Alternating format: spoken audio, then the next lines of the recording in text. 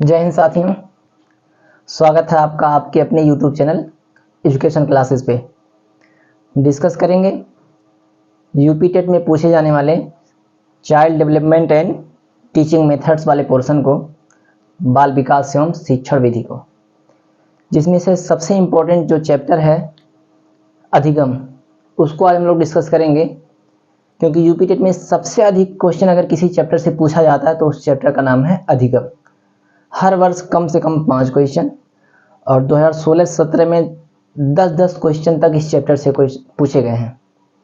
पिछली बार 2021 वाले पेपर में जो 22 में हुआ उसमें भी 7 क्वेश्चन इस चैप्टर से पूछे गए थे, और यूपी टेट का जो पिछले वर्ष कैंसिल हुआ था पेपर उसमें भी इस चैप्टर से 5 क्वेश्चन डाले गए थे। तो आइए देखते हैं क्या है ये अधिगम। अधिगम इसको इंग्लिश में कहते हैं लर्निंग। क्या होता है सीखना या अधिगम? तो अगर हम लोग अधिगम का सामान्य अर्थ देखें, अधिगम का सामान्य अर्थ, अधिगम का इंग्लिश होता है लर्निंग, और लर्निंग का अगर आम बोलचाल की भाषा में अर्थ देखें तो उसका अर्थ होता है सीखना। अब सीखना किसे कहते हैं?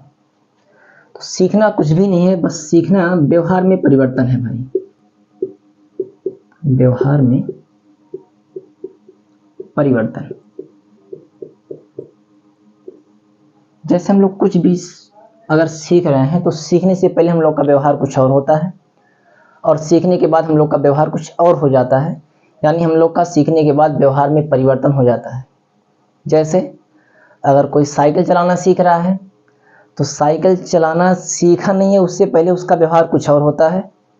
जैसे हैंडल को टाइटली पकड़ना, अपनी नज़रों को पैडल पे जमा के रखना। लेकिन जब वही साइकिल चलाना सीख जाता है तो उसका व्यवहार बदल जाता है। नॉर्मली आराम से पकड़ता है हैंडल को, नज़रें सीधे सामने रखता है और सुकून से साइकिल चला लेता है। अगर कोई सिलाई सीख रहा है या सीख रही है तो सिलाई अगर उसको सिलने आया नहीं है तो शुरू में अगर उसका ध्यान पैर पे है, सिलाई मशीन के पैडल पे है, तो फोकस उसके कपड़े पे नहीं हो पाता है। अगर कपड़े पे फोकस हो तो पैडल ही नहीं चल पाती है।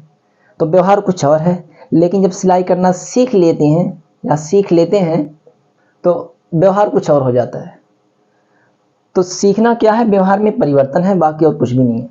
अब सवाल उठता है कि क्या अगर कोई व्यक्ति सीधा सड़क से जा रहा है, अब बगल में उसको मदिरालय दिखा, पब्लिक हाउस, उसमें गया, 2 पैक मारा और बाहर निकला।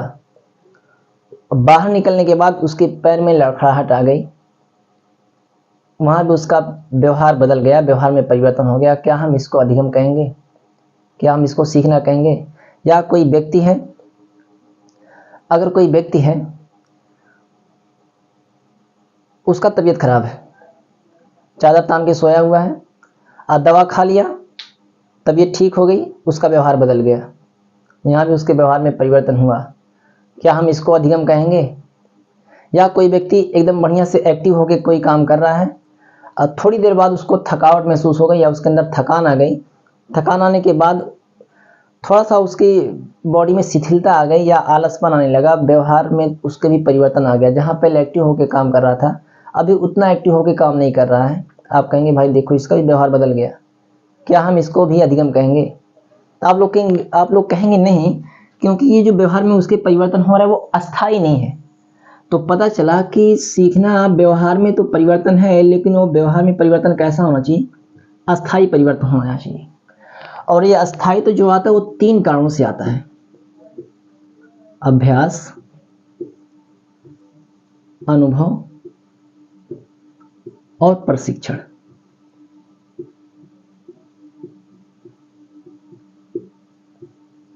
अगर व्यवहार में परिवर्तन अभ्यास, अनुभव और प्रशिक्षण के द्वारा आ रहा है तो वो अस्थाई परिवर्तन होगा और वही कहलाएगा अधिगम। जैसे जब हम लोग शुरू में जोड़ना सीख रहे थे तो 9 + 3 12 ऐसा कुछ सॉल्व कर रहे थे, लेकिन वही जो क्वेश्चन हम लोग के सामने ऐसे दिया गया, इसको हम लोग को जोड़ने के लिए कहा गया, तो सबसे पहले हम लोग ने वही काम शुरू किया, 9 3 12 2 1 3 ऐसा कुछ।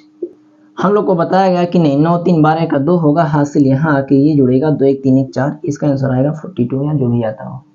हम लोग को एक क्वेश्चन दिया गया, समझाया गया, इसके बाद 3 क्वेश्चन 4 क्वेश्चन सॉल्व करने के लिए दिए गए, तो कहीं ना कहीं बीच में 2 3 क्वेश्चन में हम लोग गलती ये कर देते थे कि शुरू में तो ध्यान था, थोड़ी देर बाद ये गलती कर देते कि बीच में पूरा का पूरा लिख देते थे। लेकिन जब बार बार हम लोगों ने अभ्यास किया तो इससे हम लोग के अंदर ये चीज़ समझ में आ गई कि भाई अभ्यास करने के बाद हम लोग को पूरी तरह से जोड़ समझ में आ गया, यानी हम लोग के व्यवहार में जो परिवर्तन हुआ या हम लोग जो सीखे अभ्यास से सीखे, और अभ्यास से हम लोग के व्यवहार में अस्थायी परिवर्तन आ गया या हम सीख गए। अनुभव की बात करें, कोई भी छोटा बच्चा अगर है, मान लो उसका हाथ दरवाजे के बीच में पड़ गया, दब गया, जोर से चिल्लाएगा, और उसके बाद उसको अनुभव हो गया कि अब उसके दरवाजे के बीच में अगर हमारा उंगली पड़ेगी तो दर्द होगा, यानी वो सीख गया, अनुभव से सीखा कि वहां हमको उंगली नहीं डालनी है।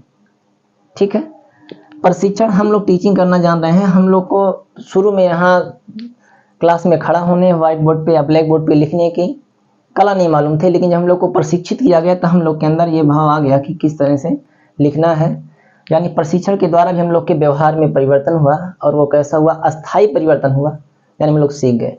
तो हम कह सकते हैं कि अधिगम क्या है, अधिगम कुछ भी नहीं है, अधिगम है सीखना। सीखना क्या है, तो सीखना या अधिगम व्यवहार में होने वाला अस्थायी परिवर्तन है, और ये कैसा होना चाहिए, कैसे आता है अस्थायित्व, तो अभ्यास, अनुभव और प्रशिक्षण के द्वारा। यानी हम कह सकते हैं कि अभ्यास, अनुभव एवं प्रशिक्षण के द्वारा, अभ्यास, अनुभव या प्रशिक्षण के द्वारा व्यवहार में होने वाला अस्थायी परिवर्तन क्या है, अधिगम है। अभ्यास, अनुभव एवं प्रशिक्षण के द्वारा व्यवहार में होने वाला अस्थायी परिवर्तन क्या कहलाएगा, अधिगम कहलाएगा। अभ्यास, अनुभव एवं प्रशिक्षण के द्वारा व्यवहार में होने वाला अस्थायी परिवर्तन क्या है, अधिगम है। ठीक है, अब इसमें एक शब्द आता है व्यवहार। व्यवहार क्या होता है, तो व्यवहार कुछ भी नहीं है, अभी के लिए आप लोग बस इतना जान लो कि व्यवहार कुछ भी नहीं है। कोई व्यक्ति नीचे से लेकर ऊपर तक, सर से लेकर पांव तक जो भी एक्टिविटी करती है वो क्या है, व्यवहार है, जो मूल प्रवृत्तियों से उत्पन्न होती है। इसकी चर्चा बाद में हम लोग करेंगे। तो सबसे पहले क्वेश्चन क्या पूछता है कि व्यवहार शब्द का सबसे पहले प्रयोग किसने किया, तो व्यवहार शब्द का सबसे पहले प्रयोग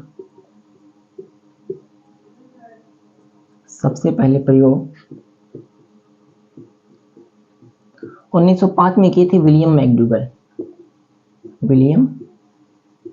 मैकडूगल।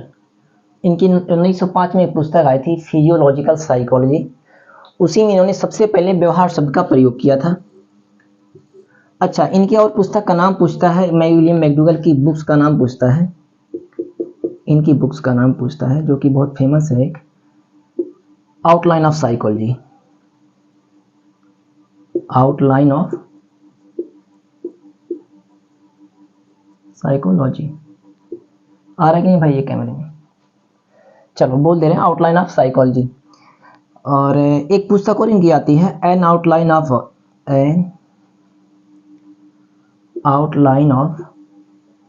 Abnormal psychology.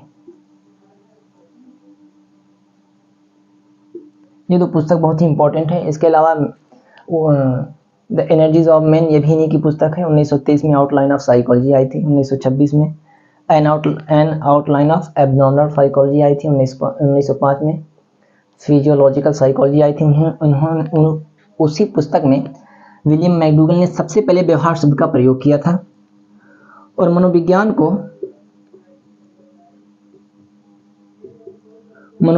को व्यवहार का विज्ञान सबसे पहले अगर किसी ने कहा तो वो थे Watson, J.B. Watson, John Broadus Watson या वाटसन। तो अधिगम क्या है, अभ्यास, अनुभव एवं प्रशिक्षण के द्वारा व्यवहार में होने वाला अस्थायी परिवर्तन अधिगम है। व्यवहार शब्द का सबसे पहले प्रयोग किए थे विलियम मैकडूगल। इनकी जो पुस्तक फेमस है, इनकी जो सबसे फेमस पुस्तक है वो आउटलाइन ऑफ साइकोलॉजी है, जो कि क्वेश्चन में पूछी जा चुकी है। एक पुस्तक और आती है N outline of abnormal psychology. और मनोविज्ञान को व्यवहार का विज्ञान कहने वाले सबसे पहले मनोवैज्ञानिक है वाटसन, J.B. वाटसन। इतनी बात क्लियर है। उम्मीद है आप लोग को अधिगम का कॉन्सेप्ट समझ में आ गया होगा। मिटाएं इसको। अधिगम का कॉन्सेप्ट क्लियर है कि नहीं भाई बताओ। अधिगम ठीक है, अधिगम का कॉन्सेप्ट क्लियर हुआ। अच्छा, कॉन्सेप्ट होता क्या भाई? कॉन्सेप्ट या संप्रत्यय, कॉन्सेप्ट या संप्रत्यय, प्रत्यय भी देखने को मिलता है। क्या होता है संप्रत्यय? संप्रत्यय या कॉन्सेप्ट, हम लोग के मैथ वाले सर हम लोग को पढ़ाते थे प्लस बी का whole square equal to a square plus 2ab plus b square, उस पर कुछ क्वेश्चन दे देते थे और फिर कहते थे कि बताओ ए प्लस बी का होल स्क्वायर का कॉन्सेप्ट क्लियर है क्या? हम लोग कहते थे यस सर, तो आगे बढ़ जाते थे। होता क्या है कॉन्सेप्ट? तो देखो देखते हैं कॉन्सेप्ट होता क्या है। अच्छा, यदि आप कहीं खड़े हैं, किसी चौराहे पे हैं, आपसे कोई आया कि भाई ये पता बता दीजिए, आप लोग यहीं खड़े खड़े बताते हैं कि भैया यहाँ से 2 किलोमीटर या 100 मीटर जाइए, वहाँ से एक खम्मा पड़ेगा, खम्मे से दाहिने मुड़ जाइएगा, पहला वाला घर है वही जो आप खोज रहे हैं। या आप लोग अपने विद्यालय या कोचिंग सेंटर में कहीं भी हैं, घर से फ़ोन गया, बाबू चाबी कहाँ रखे हो? आप वहीं से फ़ोन पे कहते हैं अच्छा अच्छा हमारे कमरों में जाओ, अब बक्सवा के नीचे, वहाँ पेपरवा के नीचे वहाँ चाबियाँ रखे हैं। आप हैं विद्यालय पे और वहीं से आप देख रहे हैं कि आप चाबी कहाँ रखे हैं। तो जैसे ही आपसे किसी भी चीज़ के बारे में बात की जाए, अगर तुरंत उसका एक प्रतिबिंब आपके दिमाग पे छप जाता है तो यानी उस चीज़ का कॉन्सेप्ट आपका क्लियर है। तो कॉन्सेप्ट या संप्रत्यय कुछ भी नहीं है, ये मस्तिष्क पटल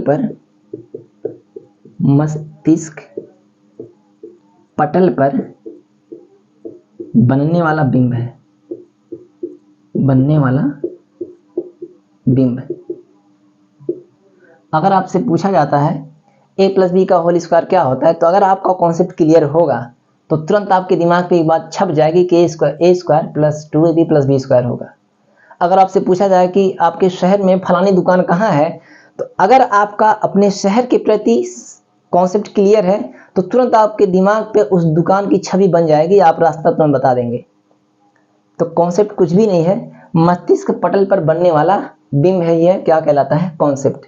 अब अगर आप लोग से हम पूछें कि बताओ अधिगम का कॉन्सेप्ट क्लियर है कि नहीं क्लियर है, इसको हम ढक लें, तो तुरंत अगर आपके दिमाग पे छप जा रहा है कि अभ्यास, अनुभव या प्रशिक्षण के द्वारा व्यवहार में होने वाला अस्थायी परिवर्तन अधिगम है, इस बात का अगर आप लोग के दिमाग पे प्रतिबिंब बन रहा है तो इसका मतलब आपका भी अधिगम का कॉन्सेप्ट या अधिगम का संप्रत्यय क्लियर है।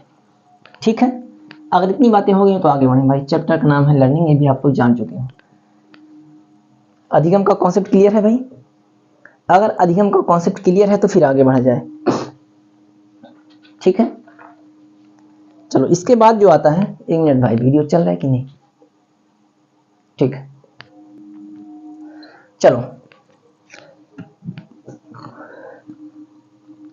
इसके बाद कुछ कोटेशन के प्रश्न भी पूछे जाते हैं आप लोग के यूपी टेट के पेपर में कि इनके अनुसार निम्न में से दी गई परिभाषा कौन दिया है, या इनके अनुसार अधिगम क्या है, या ये परिभाषा कौन दिए हैं, इस टाइप का। तो सबसे इंपॉर्टेंट जो परिभाषा पूछी जाती है अधिगम से लेकर गेट्स के अनुसार, गेट्स व अन्य के अनुसार, गेट्स व अन्य के अनुसार, इनकी परिभाषा बहुत बार पूछी गई है। यूपी टेट के एक बार ये जूनियर में भी पूछा गया है, एक बार प्राइमरी में भी पूछा गया है, उत्तराखंड टेट में भी एक बार पूछा गया है। तो बहुत ही इंपॉर्टेंट है ये, क्योंकि ये पूरा का पूरा कॉन्सेप्ट उठा के अपनी परिभाषा में रख दिए हैं अधिगम का। इन्होंने कहा कि अधिगम हम लोग जो कॉन्सेप्ट बनाए उसी में से 2 चीज को ले लिए, अनुभव एवं प्रशिक्षण को। अधिगम अनुभव एवं प्रशिक्षण के द्वारा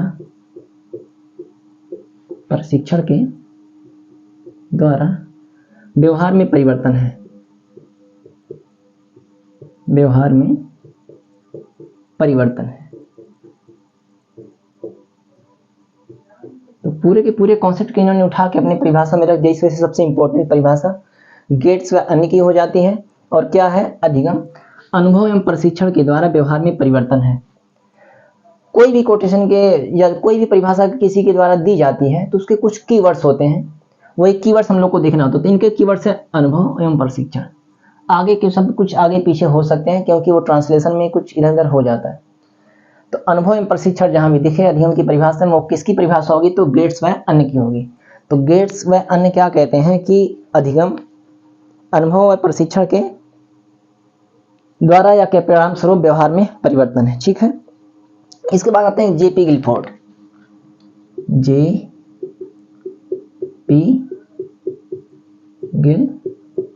गिलफोर्ड, इनके अनुसार व्यवहार के द्वारा व्यवहार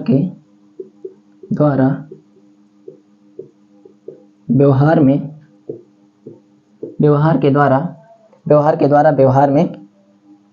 आया परिवर्तन अधिगम है।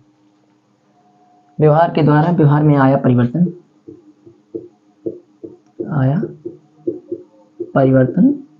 अधिगम है। ठीक है, व्यवहार के द्वारा व्यवहार में आया परिवर्तन अधिगम है।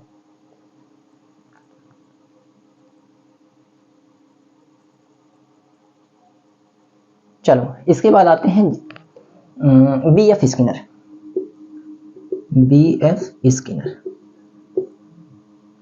ब्यूरस फ्रेडरिक स्किनर, इनके अनुसार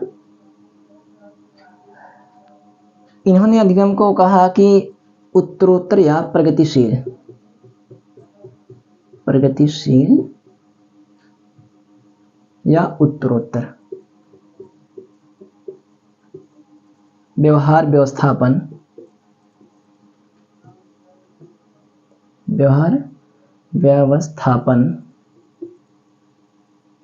ही अधिगम है।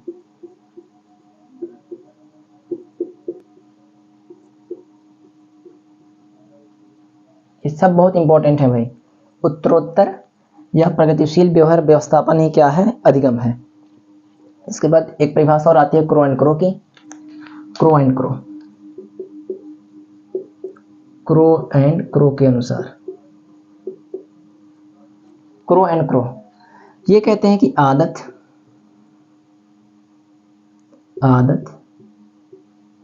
ज्ञान व अभिवृत्तियों का अर्जन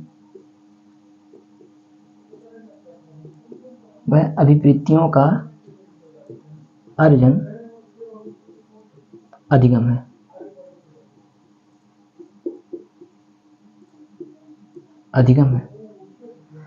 तो जैसा कि हमने बताया कि हर एक कोटेशन की कुछ कीवर्ड्स होते हैं। जैसे गेट्स में क्या है? अनुभव एवं प्रशिक्षण।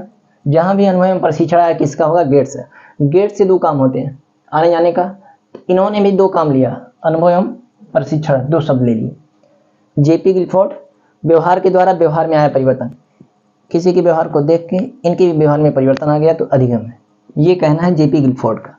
बीएफ स्किनर, इनका जो कीवर्ड्स है ये क्या है? प्रगतिशील या उत्तरोत्तर। चाहे उत्तरोत्तर कहें, उत्तरोत्तर का मतलब लगातार आगे ही बढ़ते हुए व्यवहार को अर्जन करना ही क्या है? अधिगम है। तो प्रगतिशील या उत्तरोत्तर अगर जहां भी शब्द है किसका होगा? बीएफ स्किनर का। क्रो एंड क्रो आदत ज्ञान में अभिवृत्तियों का अर्जन ही क्या है? अधिगम है। इसके बाद एक सबसे इंपॉर्टेंट जो आते हैं वो आते हैं वुडवर्थ का, विलियम वुडवर्थ के अनुसार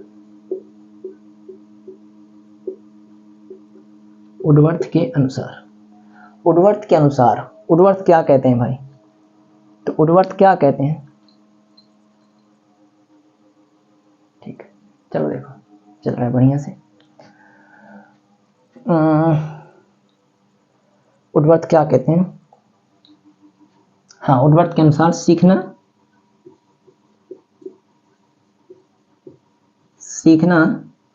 एक मिनट, क्या हो गया इधर? ठीक,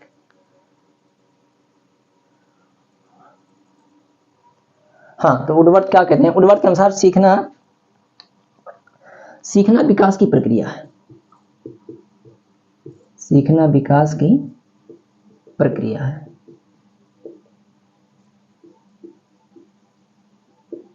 ठीक है, इनकी एक परिभाषा और आती है नवीन ज्ञान एवं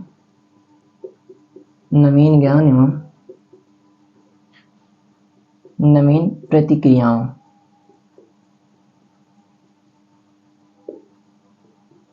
नवीन ज्ञान एवं नवीन प्रतिक्रियाओं, नवीन प्रतिक्रियाओं का अर्जन, याद है कि नहीं भाई कैमरे के फ्रेम में? नवीन ज्ञान एवं नवीन प्रतिक्रियाओं का अर्जन ही अधिगम है, या अर्जन करने की प्रक्रिया ही अधिगम है। जो भी है, इनका कीवर्ड जो है वो नवीन ज्ञान और नवीन प्रतिक्रियाओं है, यही कीवर्ड है इनका वुडवर्थ का, ठीक है ना। तो जो मेन थे, और लेविस का भी आता है, कई सारी परिभाषाएं हैं और आप लोग किसी भी बुक में उठा के देखेंगे, सब जगह ये मिलेगा। इसके अलावा मिल सकते हैं, लेकिन सब पुस्तकों में इतना श्योर है, सर्टेन है, मिलना ही मिलना है। तो गेट्स के अनुसार अधिगम अनुभव एवं प्रशिक्षण के द्वारा व्यवहार में परिवर्तन है, व्यवहार के द्वारा व्यवहार में परिवर्तन गिलफोर्ड का, प्रगतिशील या उत्तरोत्तर व्यवहार व्यवस्थापन बीएफ स्किनर का, आदत ज्ञान एवं आवृत्तियों का अर्जन क्रो एंड क्रो, वुडवर्थ के अनुसार सीखना विकास की प्रक्रिया है, या नवीन ज्ञान एवं नवीन प्रतिक्रियाओं का अर्जन करना ही क्या है, अधिगम है। इतना हो गया हो तो भाई इसको मिटाएं। अब चलो आगे देखते हैं हम लोग।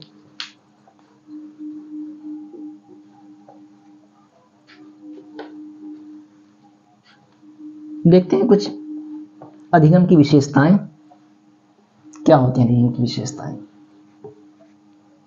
मिट नहीं रहा भाई चीज।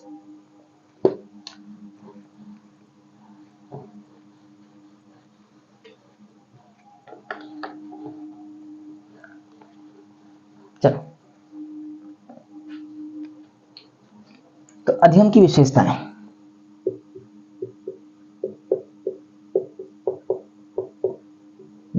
Properties of learning. तो सबसे पहले इसकी जो विशेषता है यह है कि अधिगम सार्वभौमिक होता है।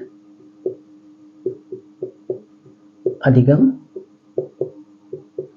सार्वभौमिक होता है,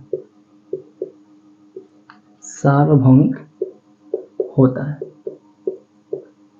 देखो, सार्व का मतलब सभी, भौमिक मतलब भूमि पर, मतलब जो सीखना है वो सभी भूमि पर होगा, चाहे वो भारत में रहे, चाहे कनाडा में रहे, चाहे अमेरिका में रहे, चाहे आयरलैंड में रहे, चाहे चीन में रहे, चाहे रूस में रहे, कहीं भी रहेगा तो सीखने की प्रक्रिया सार्वभौमिक होती है। यानी कहीं भी व्यक्ति रहेगा वो सीखने की प्रक्रिया होती रहेगी। तो अधिगम क्या है, सार्वभौमिक है। दूसरा हम लोग कह सकते हैं कि अधिगम या सीखना सउद्देश्य होता है या उद्देश्य पूर्ण होता है, सउद्देश्य होता है या उद्देश्य पूर्ण होता है। यानी अगर कुछ सीखा जा रहा है तो उसका कोई ना कोई श्योर है कि उद्देश्य होगा, तभी सीखा जा रहा है। तो इसकी परिभाषा, इसकी विशेषता ये हो गई कि अधिगम उद्देश्य पूर्ण होता है। तीसरी विशेषता हम ये कह सकते हैं कि यह सकारात्मक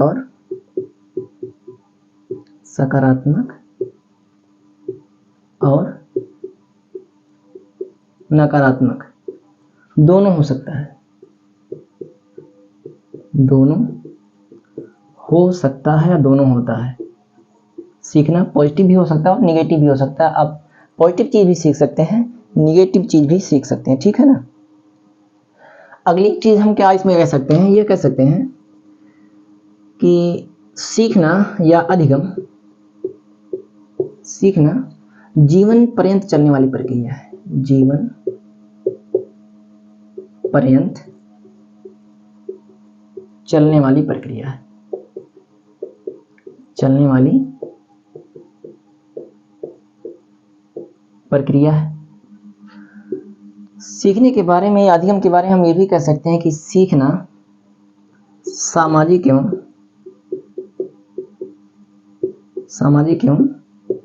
व्यक्तिगत होता सकता है, व्यक्तिगत होता है, ठीक है ना। इसकी और सारी विशेषताएं हम लोग लिख सकते हैं, लेकिन मेनली हम ये कह सकते हैं कि अधिगम सार्वभौमिक होता है, यानी किसी भूमि पर रहेगा वो सार्वभौमिक होता है। अधिगम उद्देश्यपूर्ण होता है, सीखने का कुछ न कुछ उद्देश्य होता है। यह सकारात्मक और नकारात्मक दोनों हो सकता है। सीखना जीवन पर्यंत चलने वाली प्रक्रिया है का मतलब जन्म से लेके मृत्यु तक, जब तक व्यक्ति मर नहीं जाता, जीवन पर्यंत, जीवन भर व्यक्ति सीखता ही रहता है। और लास्ट कह सकते हैं कि सामाजिक एवं व्यक्तिगत दोनों होता है, सीखना सामाजिक एवं व्यक्तिगत दोनों होता है, ठीक है। विशेषताएं भी समझ में आ गई। आइए देखते हैं इसको प्रभावित करने वाले कारक, अधिगम को प्रभावित करने वाले कारक। मिटाएं इसको।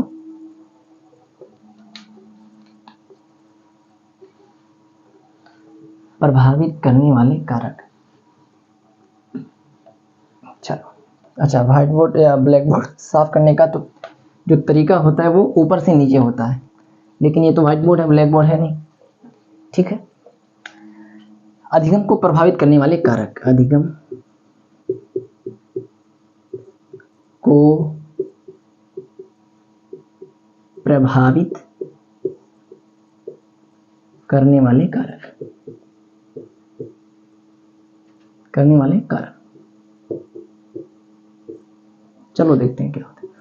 प्रभावित का मतलब होता क्या भाई? देखो, प्रभावित का मतलब अगर किसी भी वस्तु की या किसी भी प्रक्रिया की वास्तविक स्थिति को कुछ चेंज कर दे, या तो उसकी गति को बढ़ा दे या तो स्लो कर दे, वो प्रभावित हो जाएगा। जैसे अगर फसल है, बारिश हुई, फसल बर्बाद हो गई, तो हम कह सकते हैं कि बारिश ने फसल को प्रभावित किया। या फसल है, बारिश हुई जिससे फसल पैदावार और अधिक हो गई, तब भी हम कहेंगे कि फसल को बारिश ने प्रभावित किया। मतलब या तो उसको बढ़ा दे या घटा दे, वो क्या कहलाएगा? प्रभावित करना। अब अधिगम को प्रभावित करने वाले कारक का मतलब जिससे सीखने की प्रक्रिया या तो तेज हो जाए या तो धीमी हो जाए। तेज होगी तब भी हम कहेंगे ये प्रभावित करने वाला कारक है, धीमी हो जाएगी तब भी हम कहेंगे ये प्रभावित करने वाला कारक है। तो अधिगम को प्रभावित करने वाले कारक में सबसे पहला जो कारक आता है उसका परिवार। परिवार, मित्र मंडली, जिन लोगों के साथ रहता है बच्चा, परिवार, मित्र मंडली या समाज। अब जिस अनुरूप जिस हिसाब से परिवार, मित्र मंडली या समाज है, बच्चे की सीखने की स्थिति भी वैसी ही होगी। समाज बढ़िया सभ्य है तो बच्चा भी सभ्यता ही सीखेगा। अगर गड़बड़ है तो बच्चे के सीखने को ये लोग भी प्रभावित करेंगे, बच्चा भी कैसा होगा? गड़बड़ होगा। दूसरा प्रभावित करने वाले कारक में हम लोग कह सकते हैं कि पूर्व ज्ञान।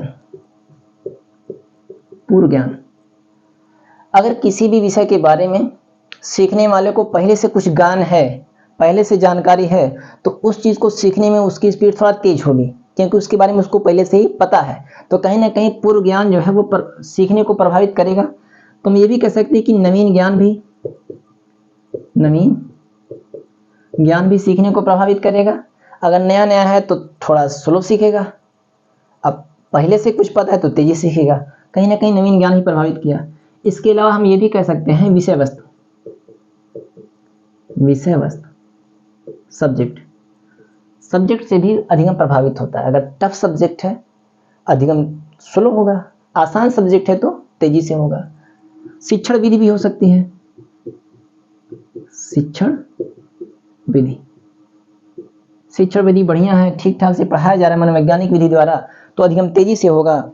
और अगर शिक्षण विधि ठीक ठाक नहीं है, मनोवैज्ञानिक विधि से शिक्षा दी जा रही है, तो वो कैसा होगा? अधिगम स्लो होगा। ठीक है। इसके अलावा और क्या आ सकता है? थकान,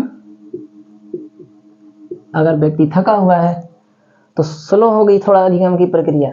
थका नहीं है तो टनटना के बढ़िया सीखेगा तेजी से। ये भी हम लोग कह सकते हैं परिपक्वता। सबसे अधिक प्रभावित करने वाला हमारे समझ से तो परिपक्वता ही है। अगर कुछ सीखने के लिए बच्चा परिपक्व है तभी सीख पाएगा, अगर परिपक्व नहीं है तो सीख नहीं पाएगा। अगर 3 साल का बच्चा उसको साइकिल सिखाओ तो सीख पाएगा नहीं, क्योंकि अभी वो परिपक्व है ही नहीं उस लायक। कक्षा 2 में पढ़ने के लायक बच्चा, उसको कक्षा 6 की पुस्तक पढ़ाओगे, कक्षा 6 की पुस्तक पढ़ने लायक वो परिपक्व है ही नहीं, तो कैसे अधिगम कर पाएगा? तो कहीं ना कहीं परिपक्वता जो है ये भी अधिगम को प्रभावित करती है। इसके अलावा हम लोग कह सकते हैं वातावरण, इन्वायरमेंट, आनुवांशिकता भी प्रभावित करती है। आनुवांशिकता, देखना भाई आनुवांशिकता या आनुवांशिकता है, जो भी होता हो। इसके अलावा समाज बता ही दिए हैं, आनुवांशिकता प्रभावित करती है। और क्या हो सकता है? आप लोग खुद बता सकते हो। हाँ, ये हो सकता है रुचि। अगर बच्चा सीखने में या कोई भी सीखने वाला है, अगर उसका उसमें इंटरेस्ट है तो सीखने की गति प्रभावित होगी। अगर इंटरेस्ट नहीं है तब समझ में नहीं आएगा उसको। तो कहीं ना कहीं रुचि जो है वो भी अधिगम को प्रभावित करेगी। अभिप्रेरणा भी कह सकते हैं, अभिप्रेरणा, मोटिवेशन, अभिप्रेरणा भी अधिगम को प्रभावित करती है। इसके अलावा मानसिक स्थिति,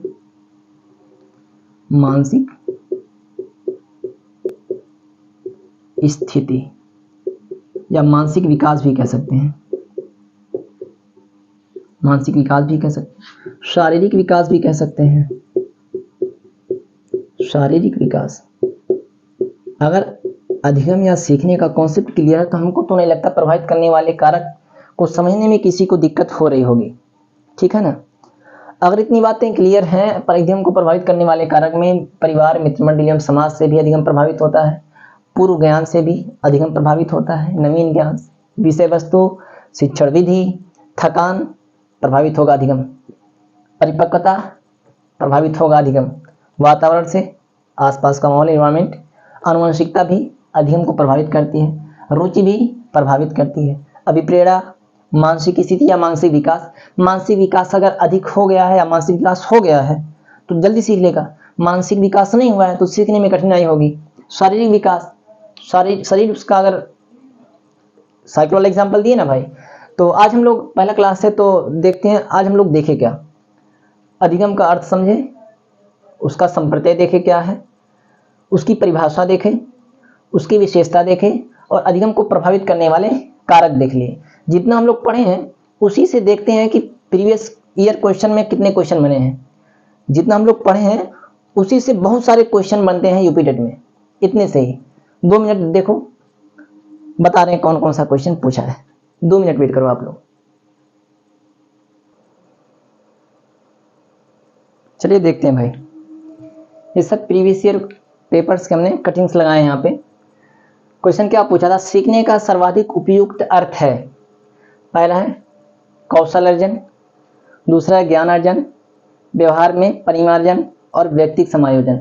तो अभी भी हम आप लोग को बताए हैं कि व्यवहार में होने वाला अस्थायी परिवर्तन अधिगम है, तो यहाँ पे क्या आ जाएगा, व्यवहार में परिमार्जन जो है, व्यवहार का परिमार्जन वही क्या है, सीखने का उपयोग करता है। ऑप्शन नंबर सी जाएगा इसका, ठीक है। अगला देखो, सीखना है व्यवहार में परिवर्तन, बिल्कुल। अनुभव तथा अभ्यास का परिणाम अधिगम है, बिल्कुल सही है। व्यवहार में अपेक्षाकृत अस्थायी परिवर्तन, ये भी परिभाषा से ही सब, पहली लाइन, दूसरी लाइन, तीसरी लाइन भी है। ऑप्शन नंबर डी जाएगा, उपरोक्त सभी क्या है, अधिगम है। अधिगम होता क्या है, तो अभ्यास, अनुभव अथवा प्रशिक्षण के द्वारा व्यवहार में होने वाला अस्थायी परिवर्तन ही अधिगम है। तो सारी परिभाषा इसी में आ गई।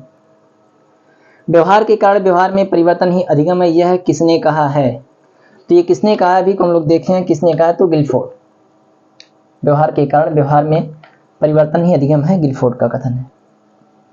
अगली बात, अधिगम क्षमता निम्नलिखित में से किससे प्रभावित नहीं होती है। आनुवंशिकता से प्रभावित होती है, वातावरण से प्रभावित होती है, प्रशिक्षण या शिक्षण विधि से भी प्रभावित होती है। अभी आप लोग को विशेषता में हमने बताया कि अधिगम जो होता है वो सार्वभौमिक होता है। सार्वभौमिक होने का मतलब सभी भूमि पर होगा, कहीं की भी भूमि हो, तो किसी भी राष्ट्र में, किसी भी राष्ट्रीयता या कहीं का भी नागरिक होगा व्यक्ति, उसमें अधिगम होगा। तो राष्ट्रीयता से अधिगम प्रभावित नहीं होता है, बाकी अन्य 3 जो दिए हैं उससे अधिगम प्रभावित होता है। तो ऑप्शन नंबर चौथा। अगला क्या है भाई, अधिगम अनुभव और प्रशिक्षण के परिणाम स्वरूप। अनुभव और प्रशिक्षण कीवर्ड मिले, ये किसके थे, तो गेट्स के अनुसार थे। गेट से 2 काम होता है, आने का जाने का। तो अधिगम और प्रशिक्षण 2 चीज यहाँ आया, तो किसका, ये गेट्स व अन्य की परिभाषा है। Option number 1। सीखने की प्रक्रिया को प्रभावित करने वाले कारक हैं। अनुकरण प्रभावित करता है भाई, देख के सीखना है। प्रशंसा एवं निंदा, इसको भी हमें प्रभावित करने वाले कारकों में बताना चाहिए था, फिसल गया। तो जो चीज़ें वहाँ छूटेंगी वो प्रैक्टिस सेट या प्रीवियस ईयर क्वेश्चन हम लोग करेंगे तो उसमें कवर हो जाएंगी।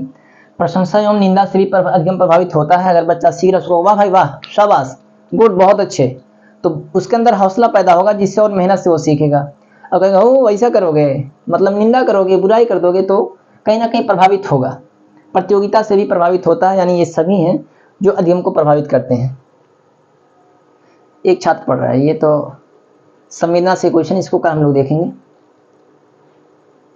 कौन से कारक अधिगम को प्रभावित करते हैं। व्यक्तिगत कारक, व्यक्तिगत कारक का मतलब वही रुचि, अभिप्रेरणा, मानसिक विकास, ये सब क्या है, व्यक्तिगत कारक है।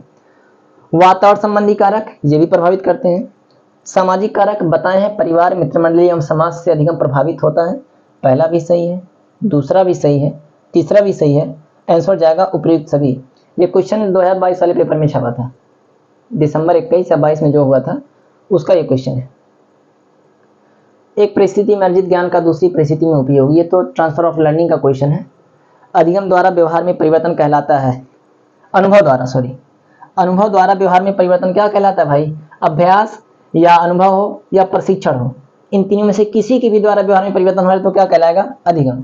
स्मृति नहीं हो सकता, सीखना जाएगा, प्रेरणा नहीं हो सकता, चिंतन नहीं हो सकता, यानी इस वाले का आंसर जाएगा सीखना।